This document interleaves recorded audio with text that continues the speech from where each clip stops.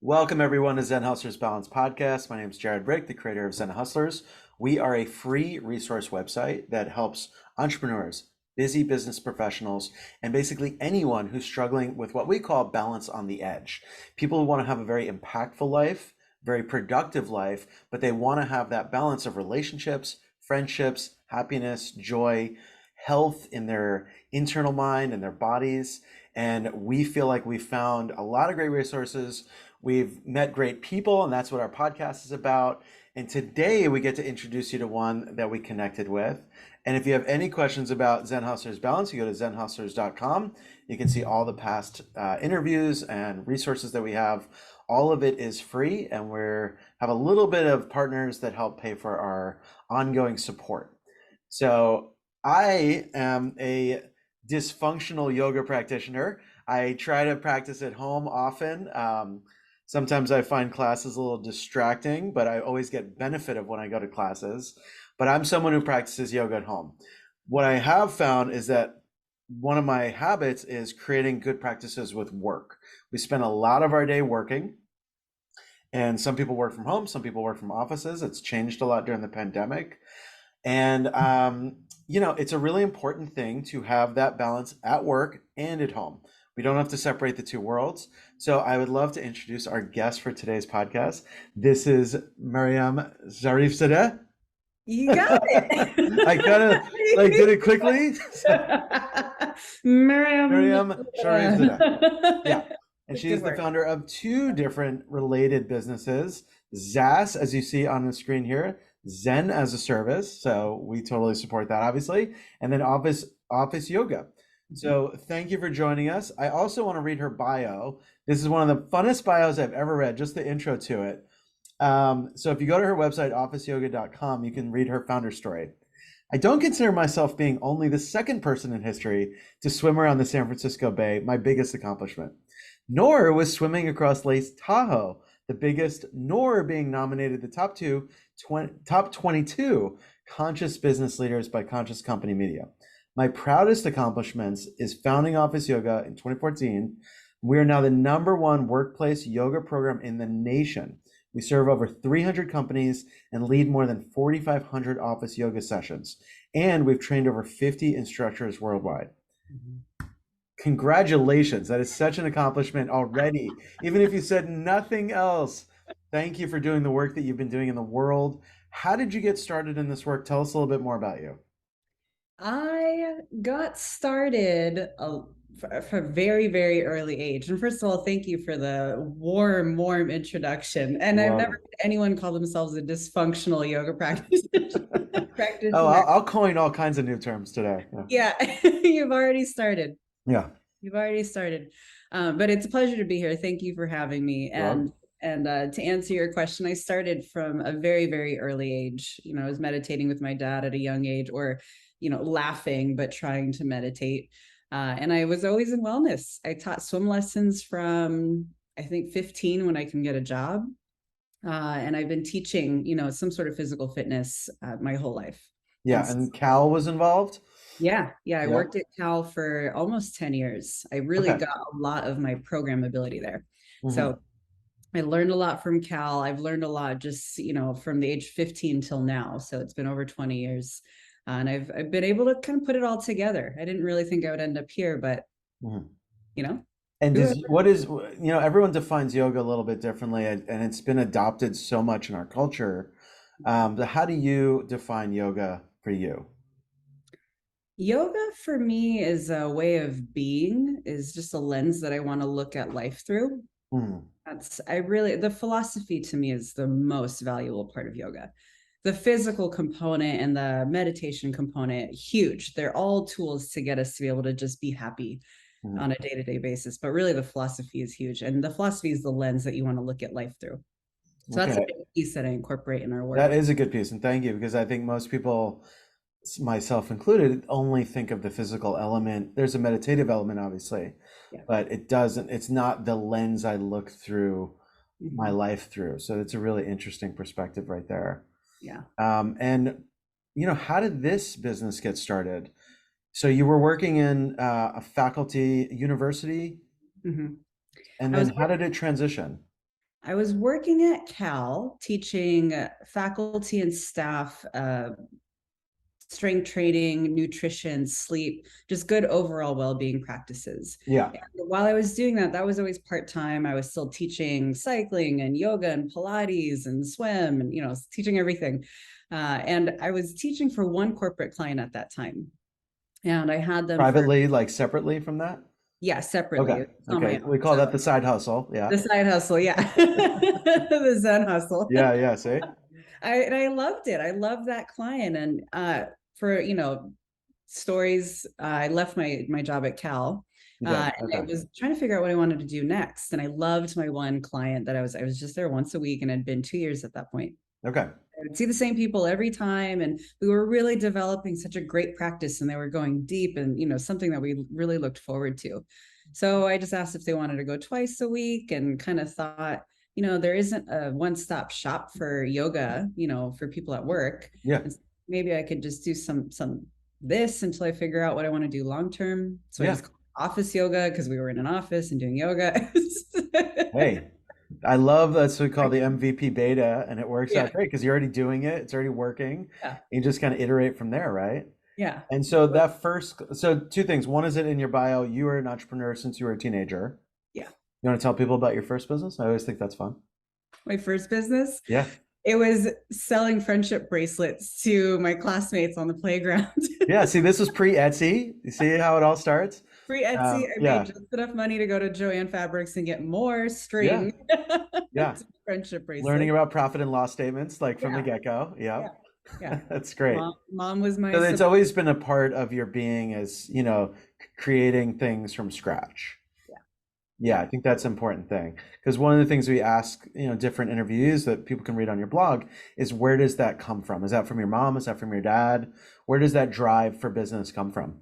oh, I honestly think it came from boredom as a kid. Okay. I grew up Yeah. as an only child, and I didn't have anyone to play with, and summers were slow. So I just Mhm. made friendship bracelets, and it Okay. was fun to be able to provide something to friends, Yeah. Yeah.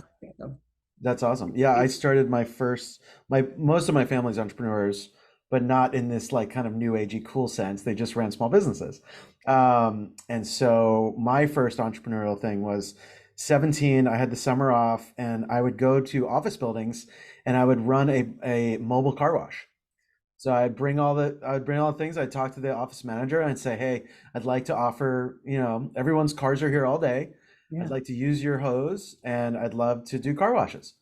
Did And you call it so office car wash? it didn't even have a name. It was just like it was like I printed flyers and I just put them flyers on people's, cars and then I'd come back and say, hey, I'm going to be here on Tuesday. Let me know if you want. And the people would come out, they give me their keys. I'd move it to where the hose was. We'd wash their car in 2 hours. And I'd do it a couple times a day. And it was all cash business. There was no credit cards. There was no swiping. Yeah, And it was great. It got me through, my senior summer yeah, before college. Yeah. that's Yeah, brilliant. that was the first one, and it just came out of nowhere. I just saw the need. So yeah, it's always fun to hear where the hustle comes from. Yeah. So that first company, what would you say the percentages of people who had already been doing yoga? And is the No, goal to kind of get people into yoga? Like what is your goal for the business?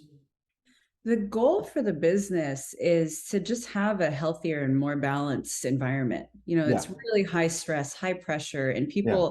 it's hard to sit and focus for 8 hours a day. Almost impossible, right? Yeah, I mean, Yeah, good luck. You're pretending to focus if you really say that you are. yeah. So to be able to provide yoga and meditation just gave them a break, a mental break from their work, and then a physical break. They can get back into their bodies.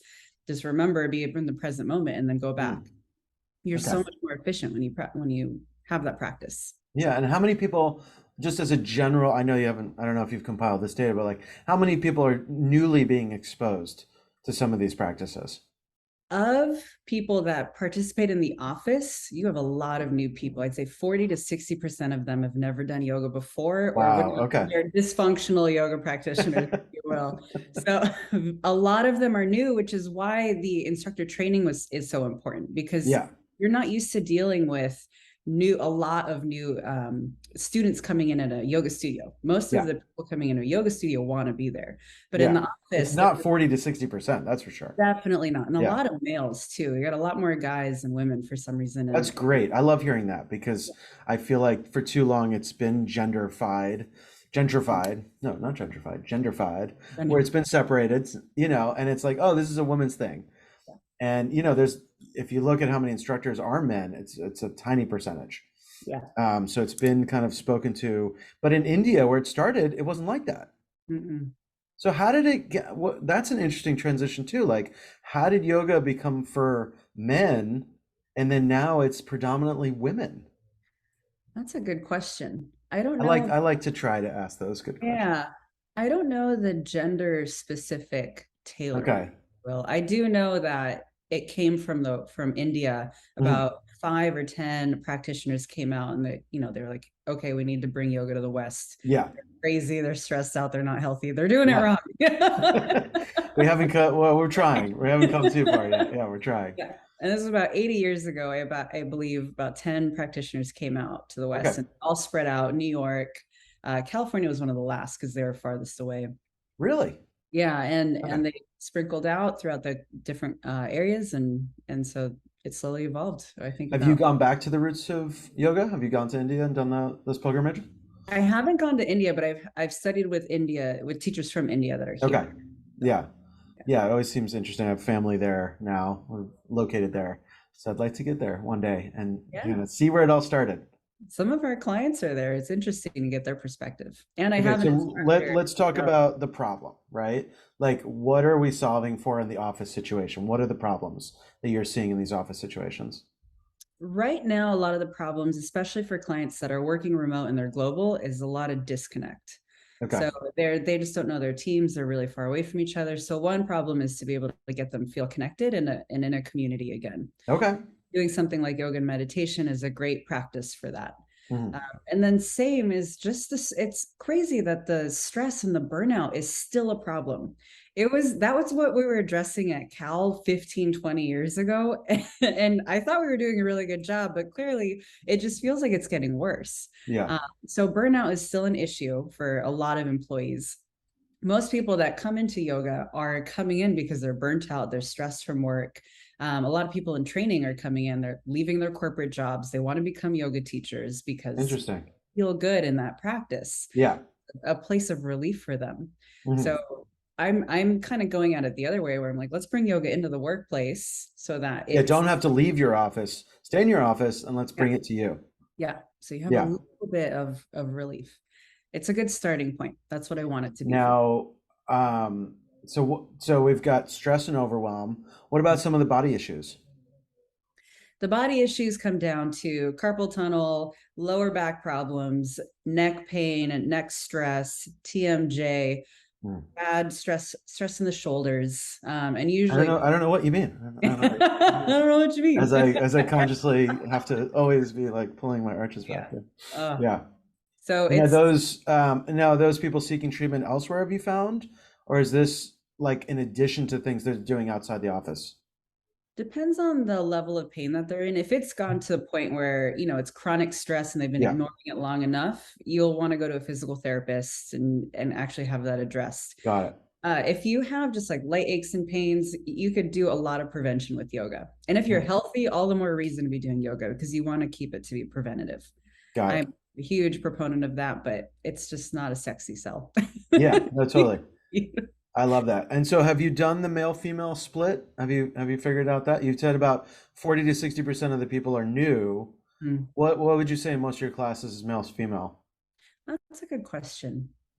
Um, Just an gender average. gender isn't like a statistic that I look at usually. Yeah. Okay.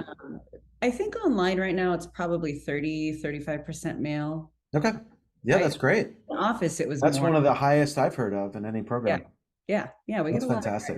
guys. So it's great to practice with them. Okay, so they've got bodily issues, they've got mental health issues that they're dealing with, stress and overwhelm. Anything else that's the challenges that you're seeing in the office workspace? I mean, those two things are enough. That's enough, right? Yeah, we don't need more That's things. enough. Yeah. Um, And then what about, have they done any mindfulness work or meditative work? You mean before office Yeah, yoga yeah, came yeah, in? yeah. Usually not. Okay. Especially with office yoga, there was not a lot of workplace wellness going on. Actually, COVID has really highlighted and pushed forward the movement of workplace wellness. So It's there's a great. lot more demand. It's great. Yeah, Yeah, there's a lot more yeah. demand. There's a lot more people offering it, which is wonderful. Hmm. So now people are coming to me more because they sort of have to. Yeah. Where in office yoga before, people were coming to me because they wanted to. They wanted to be preventative. They were forward thinking. And Okay. now it's almost like you need a service like this in order to retain talent and to keep people engaged. Well, it's So great. Yeah, it sets you up for success. So yeah, tell us about the transformation into Zen as a service from Office Yoga. yeah. So for office yoga before the pandemic, we always had a client facing. That's who we were. Mostly corporate clients were our audience. But I Yeah. was also getting a lot of yoga teachers that wanted to come in. They wanted to teach, but the transition from yoga training to office yoga, there was nothing there. So I found myself Mm-hmm. training yoga teachers, which is how the instructor training started.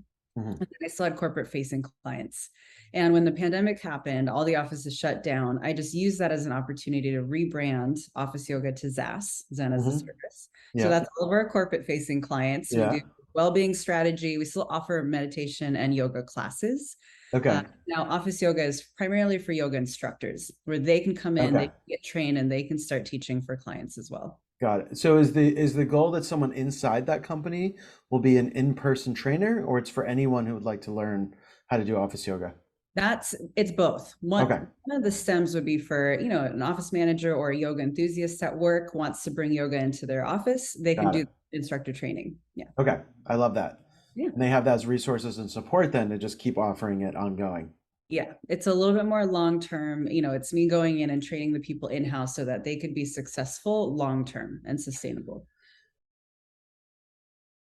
Are you seeking to become a thought leader in your area of expertise? Do you want to have a following of people who are connected, engaged, who are listening to you and want to hear from you frequently? Are you currently an author, TEDx speaker, keynote host, coach, consultant, or entrepreneur founder? Are you hoping to be one of these roles? If so, you're going to love this. We spent years creating this unique and bold expert level online course called Break On Through. It's a 6-week video curriculum with myself, Jared Brick, a media marketing expert, along with 4 other top leaders. Our goal is to skyrocket you into thought leadership role at any stage and any age in your career field by leveraging media and the modern syndication processes. Right now, we have a special offer running for just the first 10 people to sign up for this exciting and engaging online course. Click below to learn more, and we hope to see you in the spotlight soon. Why would I create a course called Break On Through? What was it about? So it was inspired by the legendary artist, musician, poet, Jim Morrison, to break on through the barriers that we create for ourselves in our mind and sometimes externally in our world. When you're on your journey to becoming a thought leader, you have to break on through into that next level to get you into that spotlight. So what we did is create a 6-week online video journey with myself and 4 other experts to guide you along that path over the 6 weeks, each week with a breakthrough challenge to allow you to implement and try and use this new muscle and these new skills to build into your journey at any stage in your career and any age. We've worked for people under 10 years old into their 80s at different stages of their career so that they can become thought leaders. We have an incredibly high success rate, and we have incredible testimonials from our graduates who've had breakthrough results in just a few weeks of implementing our online course. So check out the link below, request an invitation, and we want to see you in the spotlight of thought leadership with Break On Through. Where are they doing this yoga? Like, what spaces are they using for this? This is part of the training program that I love most. They have conference rooms, boardrooms, elevator banks, lobbies, Elevator banks. yeah, elevator banks. Interesting. That was a That I fun one. would never Yeah. have guessed that. Yeah. It's great to have, someone drops in to go to the office and there's a yoga class happening. Guy walks out with delivery of lunch of like, what's going on in this place? Yeah, yeah. That was our New York offices would do a lot of elevator banks. Yeah, no, I bet. There's not a lot of real estate space sometimes. Yeah. So So you what's the minimum requirement? You just need some amount of like a 6 feet of floor, right? Yeah, not Yeah. a lot of space. You could do it anywhere. We've done classes between the desks. Our most popular is our desk yoga. So people will be at their desk in a conference room, usually, or boardroom. It's easy to Oh, tell book. us about some of that. Yeah. Yeah. Yeah. The desk yoga is usually a 20-minute format, and you could book a conference room. And our clients that are doing it virtually right now, they'll just have it up on their, computer screen or whatever screen's in the room, and they'll have everybody tune in virtually. And then some people will be there live. So That's it's really really cool. fun and It's creative. really cool. So, what are some evolutions that you've seen from COVID because of this that shifted, good or bad? Or just what are some shifts that have happened? You've mentioned that it's very forefront now. Yeah. Yeah. So anything with the actual practices with more people working from I call it working from anywhere now. It's Yeah. not just home. Yeah. Yeah. Yeah. I work from the floor a lot. I'm sitting on the floor. So Yeah. work I from mean, we any. saw people in COVID like sitting in their bed, Yeah. sitting in really odd, like in their kitchen. Like it really wasn't, nobody was set up. Yeah. It's like, oh, I'm gonna just put my computer here. Yeah. Yeah. Which is nice. It's nice to be able to work from anywhere, but that started to highlight the ergonomic issues, which go back to, again, neck pain, back pain, shoulder stress. Got it. Because it's fine to do it temporarily for 20, 30 minutes, but if you're sitting on the couch long term working, Yeah. there's a lot of issues with the softness of the couch and rounding forward on your computer screen. So Yeah. that's one highlight that we've seen. We have a lot more participation virtually as people are working from home. There's no commute to log into Zoom or whatever Yeah. the. Yeah. Of course. So that's really nice. There's been a huge boost in participation and attendance, which has been great. That's fantastic. Yeah. Yeah. People feel more comfortable. They can leave their cameras off and practice in their pajamas. No one cares. Now, is it two-way feedback? Are you ever seeing are you giving guidance? Are you giving two-way feedback? Yes. Okay. So if people leave their camera on, which I'll always say, if you want adjustments and cues, leave your camera on so I can see you, and then I'll be able to let them know to draw their shoulders back, or Yeah. whatever the tip is. Don't know what you mean. Yeah. I don't know what you mean. It's gonna be that conscious tick every time. Yeah, Yeah. right. So that's great. They're more open. They're more free to, potentially leave cameras on. Yeah. There's no one in the room other than them watching. Yeah. And how big are these classes? How big are some of these classes online? It depends on the class and the time and the season. Summertime, everybody's gone. A lot of people are traveling, and that's always been the case. Some of the classes could be 20 to 40, just depends on again the class format, what they're going through, what the company's going through. So, and how Got many it. people the company has. So, Got it. Okay. yeah. So you want to give us a little quick tips of some office yoga? Yeah. Things that we could implement like while we're listening or wherever people are watching or listening this? Yeah. Well, if you're watching this right now, I'm just going to have you just relax your jaw and remove your tongue from the roof of your mouth. Not for us Okay. talking, but if you're Yeah. just listening, and then you can draw your head back so your ears are over your shoulders. That's a Hmm. good, like, one of the 5-point inspections for ergonomics. Keep the Hmm. head back. And then you want the shoulders back so that they're over your hips. Hmm. And then if you draw the elbows back slightly, that'll help open up the chest. So that's just one way if you want to sit while you're sitting and listening to us. Got it. That's one thing that you could do. So I think Awesome. ears over shoulders, shoulders over hips, elbows back, and Get that will that get alignment, that posture body alignment posture alignment. Nice. as I Let's sit. talk a little bit about, thank you. I already feel like more energized. Yeah. All right. Let's talk a little bit about the meditation aspect. Do you do the guided meditation yourself? Do you use music? What are some of the formats you like to use? I prefer no music in my classes usually because it could be more of a distraction sometimes, Yeah. especially with there's finally better virtual setup for music.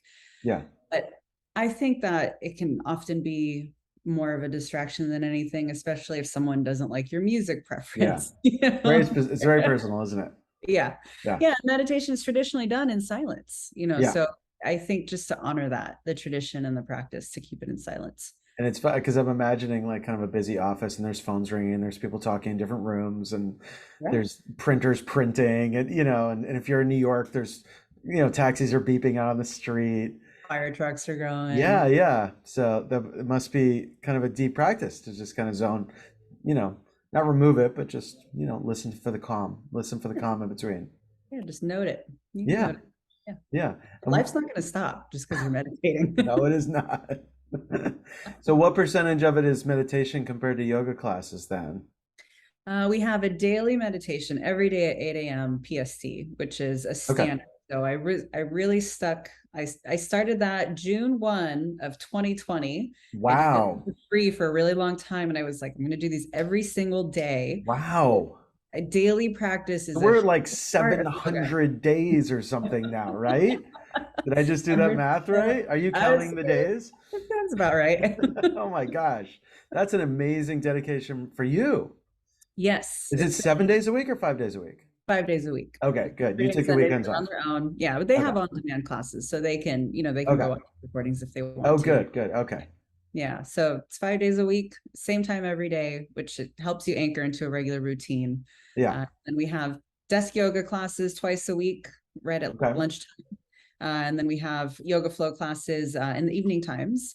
And our Mhm. schedule, because we have so many global clients, we have a schedule that ranges for all different time zones and different cultures. Got it. Instructor in India who teaches an IST.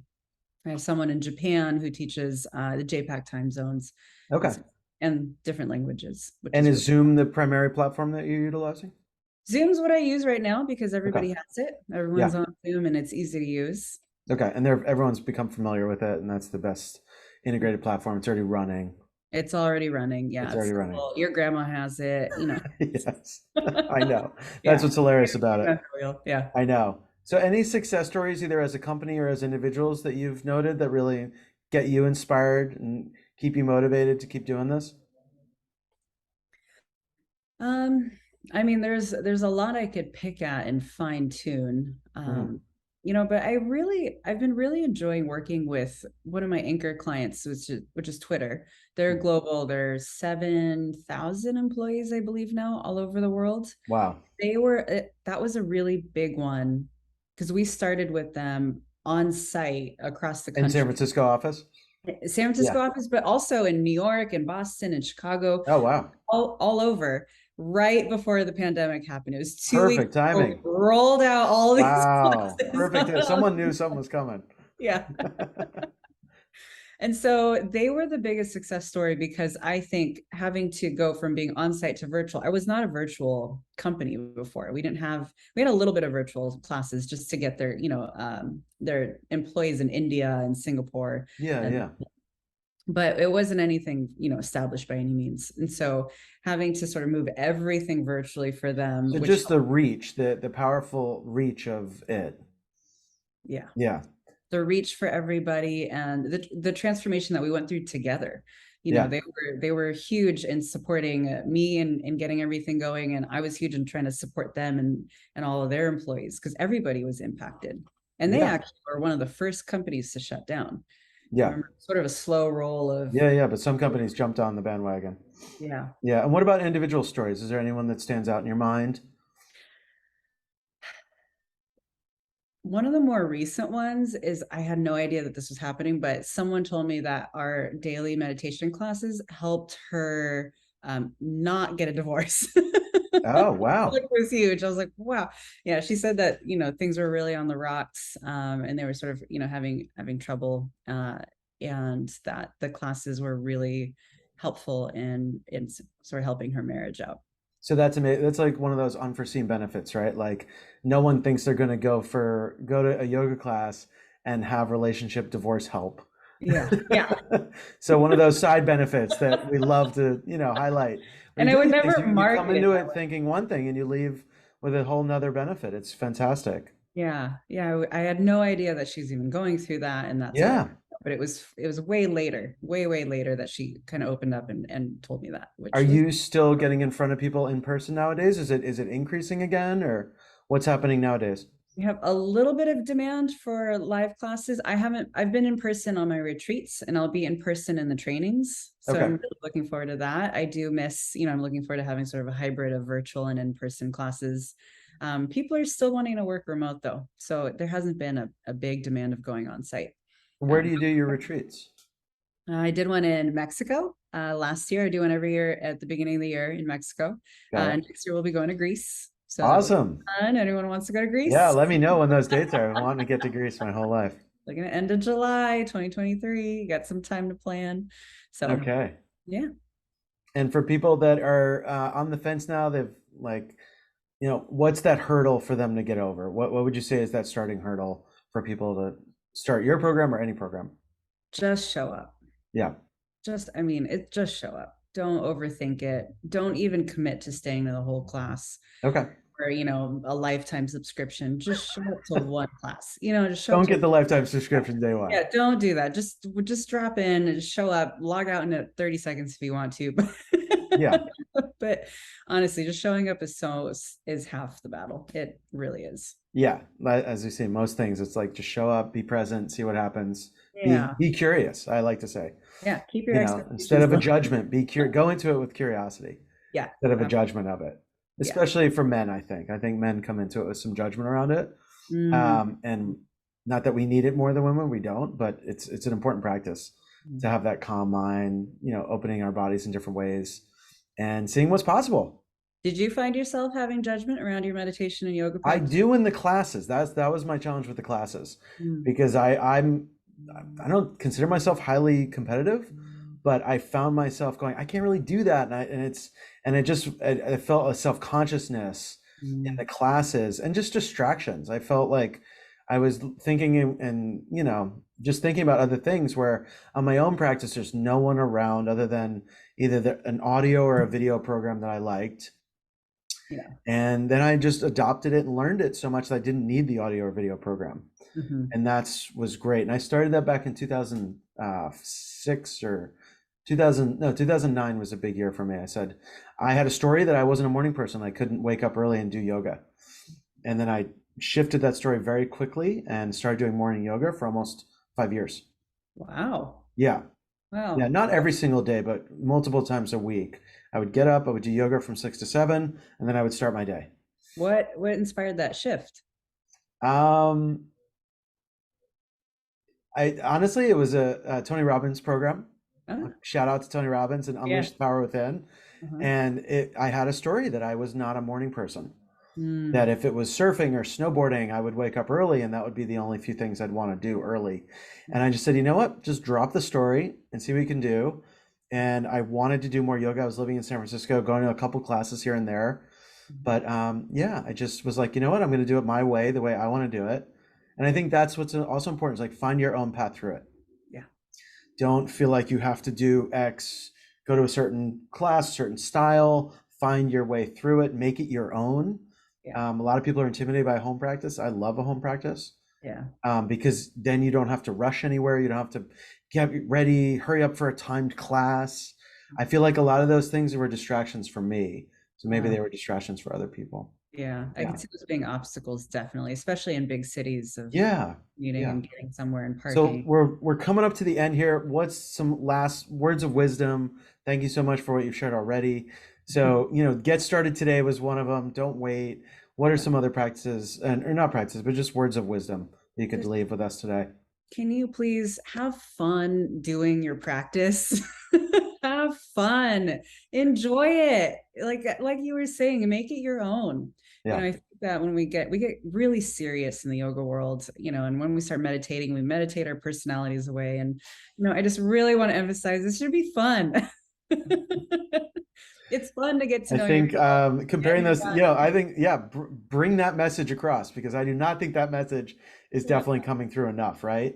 Yeah. Yeah. Yeah. Have fun is Okay. yeah. I love that. And where can people learn more about your services online and where would you like them to go and take a first step? If you're a yoga teacher and you want to get certified, officeyoga.com. And if you are a client and you want to bring yoga into your office, ZAAS.com, ZAAS. Yeah, and for those of you who don't know, you didn't call it out that there's this, tech term, SaaS, software as a service. That's the common term. So I love that you're speaking the business lingo because that helps adoption rates, I'm imagining.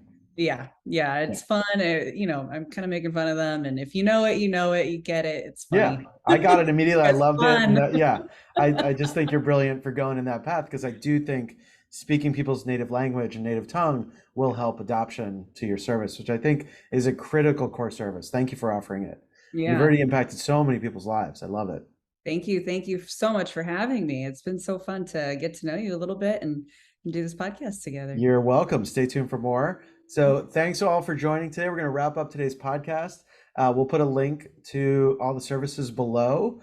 And just remember, have fun, get out there, Be curious, try new things, things like office yoga and meditation.